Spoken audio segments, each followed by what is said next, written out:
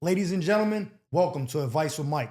I'm your host, comedian Mike Murphy. If you're new to the channel, please do me a favor and hit the subscribe button. Now, this is the show where you guys send in your messiest, toxic, most out-of-pocket predicaments, and I attempt to break it down, giving my honest and unbiased feedback. Now, listen, I'm a comedian, not a therapist, so ain't no guarantee I'll help fix your life, but I can provide laughter along the way and call it like I see it. So without any further ado, let's get into the episode. I brought my two friends on our first date for protection. I don't understand why he can't understand that. Mike, I need advice on finding me a good man. So I met this guy on a dating app. Dating apps and good men don't go hand in hand that often. He was well-mannered, established, very polite, and all the things that women typically want in a man. Like this video if you think she's full of shit. But to me, it was given lame. Because why would a man with all that be single and looking for love on a dating app? Maybe he got a little piece or something because it just ain't adding up. Nah, what's not adding up is your brain cells. Well, he asked me out to dinner at this really nice restaurant in the city, and I ain't never been to no place like that before, so I was like, damn, it's about to be lit. Ordered her the filet, told him the butterfly, she'll love it. She's used to soda and nuggets, she's really out here thugging, or whatever Drake said. He asked that I want him to pick me up, or was I more comfortable with just meeting him there? I said, I could just meet you there. Mike, men these days are super weird, and he was definitely getting thirsty, so I decided to bring my two friends with me so we wouldn't be alone. Now I see why you're alone. When he showed up, he asked why I brought them, and I told him that he needs to know that my safety comes first, and he's a stranger that I just met. Mike, that food was good as hell. Me and my girls ordered a surf and turf chef special they had, and a few appetizers. Nah, that's nasty work. Definitely not here for it. I guess he was broke because all he ordered was a salad with water, so I cracked a joke and said, oh, you must be trying to watch your figure. And he just sat there mad as hell.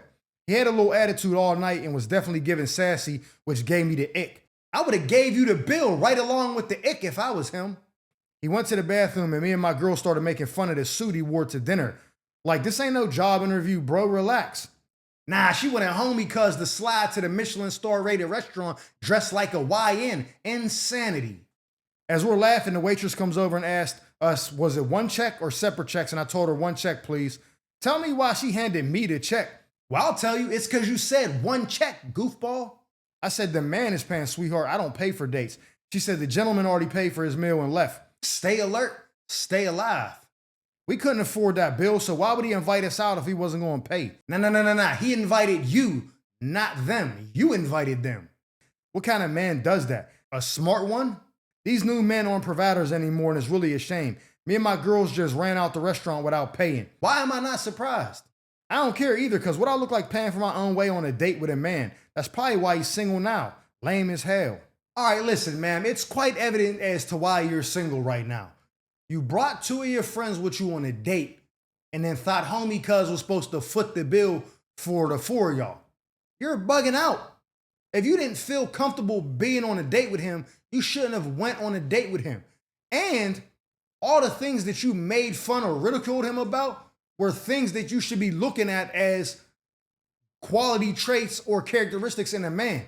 He dressed well, he's polite, he's established, well-mannered. You're making fun of that, talking about, oh, he must got a little piece, because why is he on a dating site looking for love? Why are you on a dating site looking for love? So with that theory, with that logic, if he has all that stuff and he's so well off, he doesn't deserve to be on a dating site. Like, that dating site should be beneath him. He should be able to bag whoever he wants in real life, according to you. So with that same logic applied, that means that you must not bring much at all to the table, and that's why you're relegated to be on a dating site. According to your logic, that's what you're basically saying. He's so good, why is he on here? Well, that makes me ask you, why are you on here? Because you're not that good, so you feel like I got to resort to a dating site. You keep saying what a real man is, a good man, all this stuff. Look inside, look within, dive inside and realize that you're a piece of shit. Now, I'm not saying you're not salvageable. I don't know your background. You know what I'm saying? You might be able to fix some things. Change your core friend group to better people. Start hanging out in different circles. Find yourself doing different things, being around more men like that was on the first date. And then the more you hang with those other women who are conditioned to be in those circles and those environments, you start to see how they behave, how they act, and then you just go ahead and emulate that. You say, oh, okay, well, when dude said this, she smiled, or she did this, or she offered this. That's how you do it to get the, okay, cool. Because you're used to the hood boogers, you know what I'm saying? You used to Man and Ray and, you know what I'm saying, and Pookie Love and all that, you know what I'm saying? All the gang sign dudes in the spitting crack out their mouth serving fiends on the block. That's what you're used to. So a homeboy pulled up in a Hugo Boss tailored suit, offered you the car service and all that. You was like, ha, I'm good. You're thirsty. Thirsty as hell. You sound crazy. You passed up on a great opportunity. I mean, I'm gonna give you the 100. You didn't pass up on anything. Because even if you showed up to that date by yourself and y'all went through the date, I guarantee just based off of how you talk, by the end of the date, he'd have had you on the block list. You'd have been on the D&D forever list. You'd have never been able to get through. You'd have had to call from a payphone for him to pick up his jack. Hello? Yeah, this is Kevin. Who? Oh, God. Keisha, how'd you get through? You know what I'm saying? He don't probably sound like that, but I know that was funny because that's how I pictured it. You know what I'm saying? Like the dad on the Boondocks. That's the dude I pictured when you wrote the letter, the dad on the Boondocks. That's what I pictured.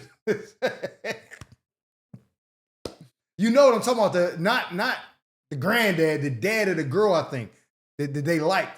The executive one. Anyways, that's not here nor there. That's what I thought he sounded like. Anyways, that's how you're going to have to get through to him. You have to call from somebody else's phone or something because you're blocked forever.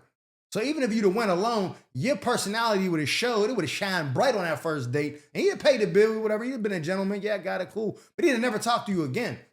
So basically, all you did in this situation was mess up by having to pay your own meal. Because you would have got the meal paid for, but you would have never got another date because you need therapy. You need a mentor. You need a woman in your life to be like, yo, you don't behave like that.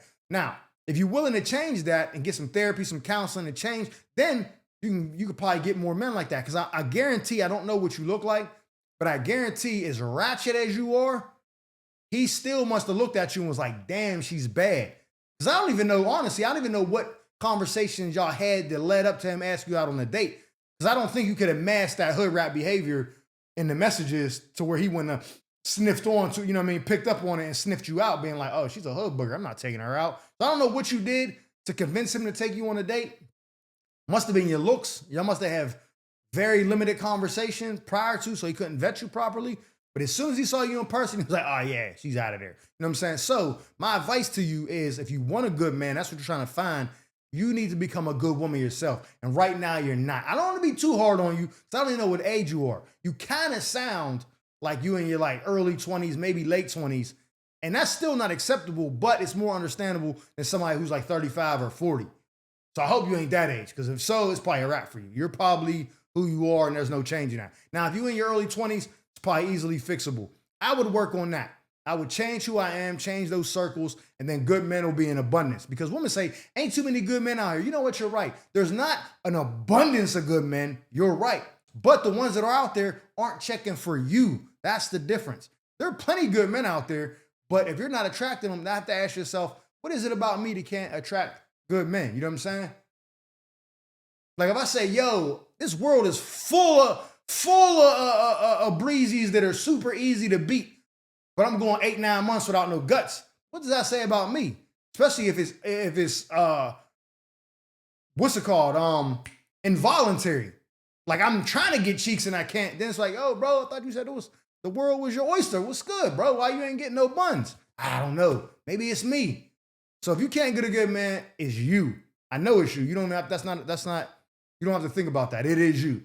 Work on yourself, you'll get a good man. That's my advice. Stay alert, stay alive. I broke up with my girlfriend for a baddie, but now I'm realizing the grass ain't always greener on the other side. So Mike, I'm gonna keep it a buck with you, bro. My shorty only like a 5, maybe a 5.5 with makeup on. What's her Instagram? No, it's for market research purposes and whatnot. I only got with her because she's always spending money on me and she was doing really good for herself. Yo, don't forget to give me that Instagram, bro. I was down super bad when we met, so I needed that in my life, bro. Nah, what you needed was a job. She let me move in with her, even caught me a whip so I wasn't on a bus or having to use Uber. My boys used to tell me I was wrong for always making fun of her looks to them and that it wasn't cool. Trying to roast her first before they could, huh? Yeah, cornball. They be acting weird. Like they know she ugly and want to say something to me when I make jokes about it first. Like they wasn't already thinking it. Like this video if you think he's lame as shit. So like 2 months ago, this baddie on the gram was all in my DMs, flirting with me all crazy. Shorty was definitely a 10 out of 10. face, body, the whole nine. It started making me resent my girl even more because now I'm feeling like I was settling. Actually, she was settling for you, but continue. I even told Shorty I had a girl and explained how I wanted to leave because she was ugly as hell and I was only with her because she was nice to me, but I'd rather be with you than her. Every sentence sheds more light on why you're down bad without a car and homeless. So after weeks of messaging the Shorty from Instagram, she told me I needed to leave my girl if I wanted to be with her. I said, cool. The next day I told my girl that I wasn't happy anymore, this, that, and the third, and I was leaving. She said, okay, but she took the car back. Good for her. Back to the bus you go, Rosa Parks. Now, I needed that car, but oh well, my new Shorty got one, so I'm gonna just use that when I need it. My boy got a PhD in leeching. Well, the day I go to finally meet the girl from Instagram for the first time. Wait, what? You never met Shorty in person? Nah, that's the square root of nasty. Definitely not here for it. I'm at the restaurant waiting and my ex shows up and I'm like, yo, why are you following me? I told you it was over. Maybe it ain't over for her. Stay alert, stay alive. She said, I'm not following you. I came to tell you that Jasmine ain't coming because ain't no Jasmine. I created that page to test you and you failed miserably. Take care. Hey, yo, you're down. Bro, now I'm homeless and carless. Is there any way to get her back and make things right? Let me know. I'll be the first to say it. I'm glad you got what you deserve coming. Because that's the square root of nasty work. What in the world is wrong with you? First of all, you're insecure with yourself. You making fun of your girl about her looks to your friends in a group chat or whatever to try to do damage control. Like, let me get ahead of this. Yo, she's ugly, right? So they don't blindside you. One day y'all roasting or something. You be like, hey man, them shoes weak as hell. Yo, your girl weak as hell. Hey, damn fam, you gonna do like that? But second of all, if you even thought those were the kind of friends you had to where they would critique your woman's looks, regardless if she's ugly or not. If you got friends that you call friends that would bring that up or make fun of your girl's looks in front of you, those really ain't your friends, or you have a terrible friend group and the way y'all operate is super out of pocket. That's first of all. But secondly, the fact that they corrected you about doing it lets you know that they a solid friend group and you're the L squared. You know what I'm saying? You the L7, straight squared. That's what I meant to say. You the L7. L7, that's a square. That's what you are, bro. That's an old school term. I'm showing my age. But yeah, facts, bro. You got what you deserve. I'm glad you're homeless. I'm glad you got no whip. Get back on the bus, ask for a transfer, get a monthly pass or something, because you're burnt. You are done. Shorty's never taking you back. She got way more self-esteem than that. Just because she was doing nice things for you, yeah, I get it. She may know that she's not all that attractive. She may be so self-aware that she realizes her looks may not get her the kind of man that she desires. But because she's doing so well in life, she said, okay, let me compensate for the looks by being generous. And any person with a half of a brain would say, cool, I'm basically substituting having a baddie for having a great life. She got me a car, I got a place to live. That to me is way more important than looking at somebody and saying, damn, she's cute. Because guess what? Them looks is going to fade no matter what. And even if you just weren't attracted to her, you didn't see yourself being able to go the distance with her, you as a person should have just declined the offer from the beginning. Nah, you're a kind person. I appreciate all that. But it just, you know what I'm saying? I don't want to do that. You don't take advantage of people. You know what I'm saying? Like, it's just how the world works, man. Everyone compensates for something they lacking. If a dude ain't really got the pipe like that, guess what? The tongue be elite most times. Or he's spending crazy bread because he knows I have to do this because I have to make up for that. So yeah, she's aware that she's not attractive, so she's making up for it by being generous with her stuff. Because typically women ain't spending money on men at all. That's just the way the world works. You found one and she probably thinks you're the man. She probably thinks you're super attractive, but you're a bum. So basically, y'all flip positions. Usually the man could be unattractive, but he's a provider. And he could get any woman he wants, typically like that. And the woman could kind of be a bum, but be a baddie. So she can kind of get any man she wants. But in this situation, she's ugly, but she's the provider, and you're the baddie, pause, but you're a bum. So y'all basically just switched positions. So you felt like you were settling for her? No, she was the one settling for you all in all, because I guarantee that it's going to be easier for her to get the kind of man she wants if she's got a good personality, she's loving, caring, feminine, nurturing, all that stuff, than you could ever get the kind of woman you want being a bum. I guarantee it. I see rich dudes with ugly joints all the time. Very, very, very rarely do I ever see a baddie with a bum, unless she just been like going through some stuff as a kid and her self-esteem is crushed. Usually that's not what happens. But I've definitely seen rich dudes with ugly joints. So she got a better chance of getting a rich man or, you know what I mean, a good man than you do. You messed up, bro, and I'm glad you got what you got coming. You fell for it, and you're a goofy because you fell in love with a joint you never even met in real life. Probably never FaceTimed her or nothing. Well, I know you didn't FaceTime her because it was wifey on the other line. So you did all this for a fake profile.